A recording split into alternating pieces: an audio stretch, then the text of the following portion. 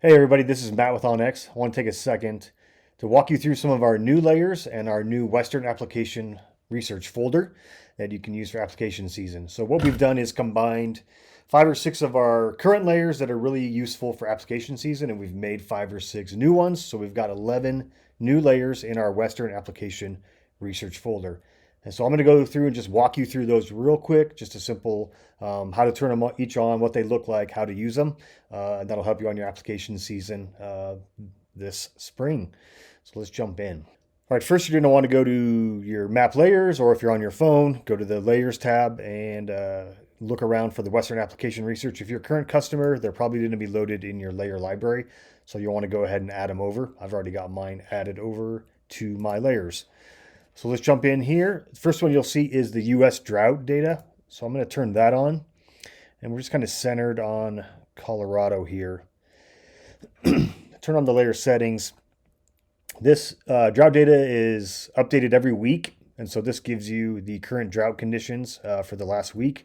So they can be anywhere from no drought, abnormally dry, moderate dry, severe drought. So this is a really good tool to use when you're applying to kind of get an idea of the conditions for the unit you're looking at. The drought can affect the conditions of the range, stress on the animals, the habitat. Drought can also move animals from unit to unit or from public on the private or vice versa. So it's just something you should keep track of as you're applying. And then since this updates weekly, you can also keep track of it through the summer for scouting season. If you're hunting like a general tag and you can hunt a whole bunch of different units, this might help you decide which part of a state you want to go to. If you're doing a whole bunch of bird hunting, waterfowl hunting, this will help you with drought conditions, in North Dakota, other places, upland bird conditions. So I think that's a really cool layer to be checking out and keeping track of. So we'll go back. And the next layer is a layer we've had before. It's the roadless areas. And let's just zoom in on Colorado here. So you'll see it kind of grays out everything that has roads in it. And then the purple and white is going to be your roadless areas, with the white being the furthest away from roads. So if we just come in here and look at the Sawtooth Range here, you'll see that we got some roads areas here, and then makes it really easy to see where these roadless corridors are with the furthest white in here.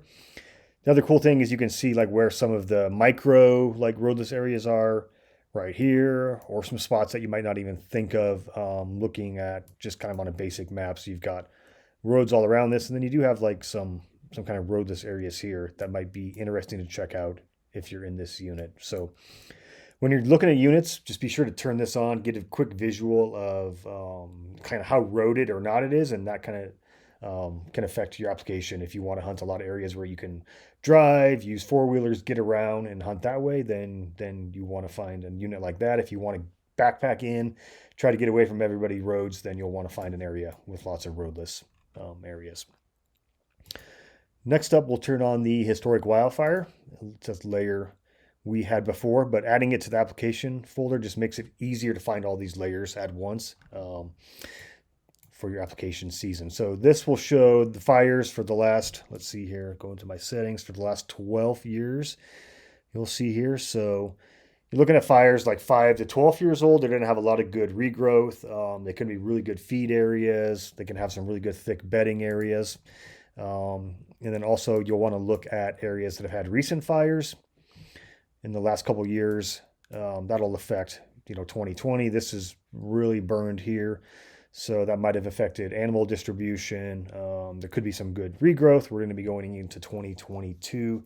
So that'll be 2 years of regrowth in this area. So it could be some good grassy and forbs there. So, and if you look at any of the ones that burned in 2021, that's kind of going to have some char and not a lot of regrowth depending on how hot the fire was. So you want to take that into consideration when you're applying and looking at units, kind of how much fire it has had the last 12 years. Let's go ahead and take a look at wilderness areas. And we've actually got one right here that we're already, the Mount Zirkle Wilderness. So one thing to consider when you're looking at your applications is there wilderness in your unit? It will affect what you can do in those areas. There will be travel restrictions, potentially camping restrictions, livestock restrictions, food storage restrictions. So you can't use bikes or e-bikes in the wilderness. So if you're looking at a unit and you think it's all Forest Service and you apply and you get there and you realize it's all wilderness and you had planned to use bikes or something else, then that's going to affect your plan. So you want to make sure that you're looking for these wilderness areas. Also, in Wyoming, if you're a non-resident, you have to either go with a guide or a guide permitted resident to hunt in the wilderness as a non-resident. So you want to be sure you're not applying for a DIY hunt in a unit that's all wilderness, and you won't actually be able to hunt a lot of the Forest Service that's there. So next up, we got a brand new layer, and it's been out for about a month, and we've had it in our hunt folder, and we decided to move it to the application research folder, so it's kind of easier to find for everybody during application season here. Okay, so we got the slope angle turned on, one of our newest layers, I said, and you'll see up here on the right we have a percent degree, or a degree of the slope. So from 5 to 10% is going to be your greener areas, all the way up to the really steep slopes, 45-degree slopes. And you can also play with the opacity filter here as well.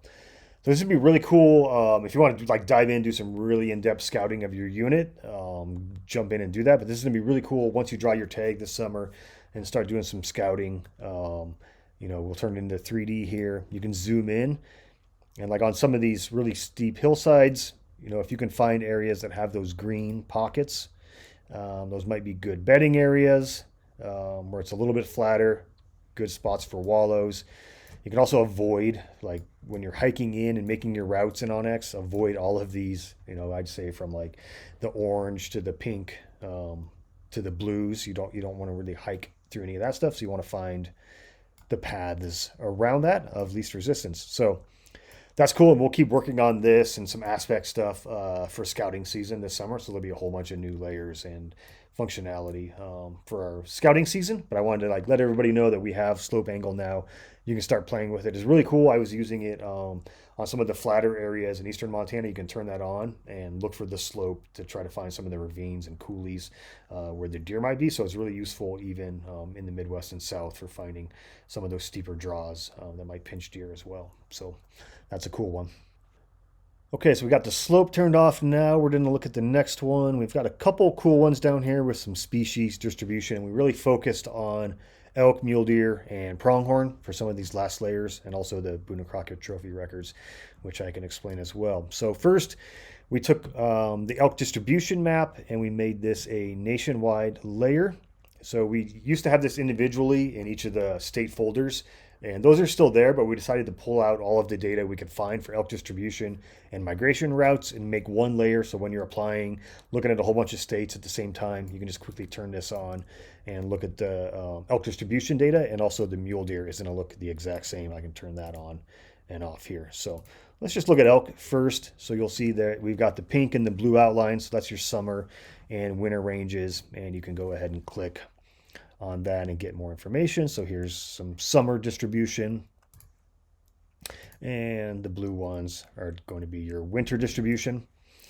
And so that just gives you an idea of the distribution. Colorado does a really good job. They have some additional data, which I really like.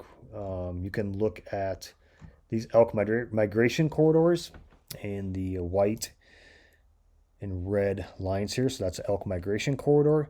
So you can use these to see, as the seasons are going to start in, a lot of states, August and go through November. So you'll be able to see these migration corridors, how elk might be moving within the unit you have, how they might move from one unit to another. The same with the deer. So I like looking at these migration corridors in Colorado. They do a pretty good job, and there's tons of data there. So it's pretty cool. So those are some of the distribution data. Let's go back and look at one of the layers we've had for a long time, one of our good partners, Boone and Crockett. And we've updated all of the data here for Boone and Crockett. And you can go into the layer settings, and there's 16 different species that you can filter from. So let's just go in and pick, let's just do bighorn sheep here. And this will do the all-time records, how many entries are in each county. And so we can look here. Zoom in. Maybe we're looking at Montana. Got a hot spot, for bighorn sheep here in the breaks. Some really popular units. Oregon here has some strong records, southern Colorado. So you can go through all the different species here and just kind of see what the Boone and Crockett records say, where some of the strong areas are for trophy potential, for harvesting mature animals, is how I really use it. And then what we also did was pulled out the last 10 years specifically, so you can get a good idea of how the herds are doing, range conditions, kind of how the states are managing tag numbers and that age class. And so I really would use this for like age class and like how well this herd is performing based on other herds in the state.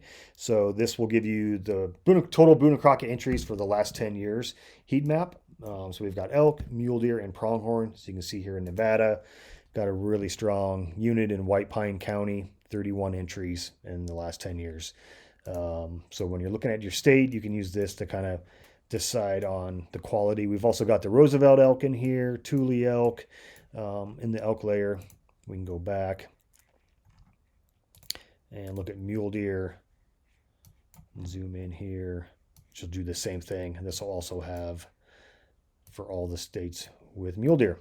So those are some good ones for research. Pronghorn might be a really cool one to look at as well if you're looking at some different parts of New Mexico, Colorado where you want to apply, Wyoming, number one, antelope state. So look at this data from the last couple years.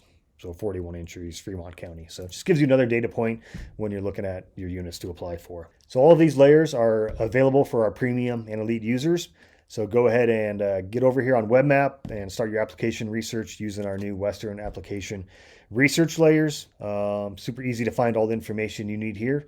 If there's other data you'd love to see or some other derivatives of these layers or some ways to tweak them a little bit, just drop some notes in the comments there and we'll read those and get back to you and see what we can work on. We got some time between now and a lot of applications. It's going to be January when this video comes out. We've got 6 more months of application season, so we do have some time to work on these, tweak them, and we'd love some of your feedback. Thank you.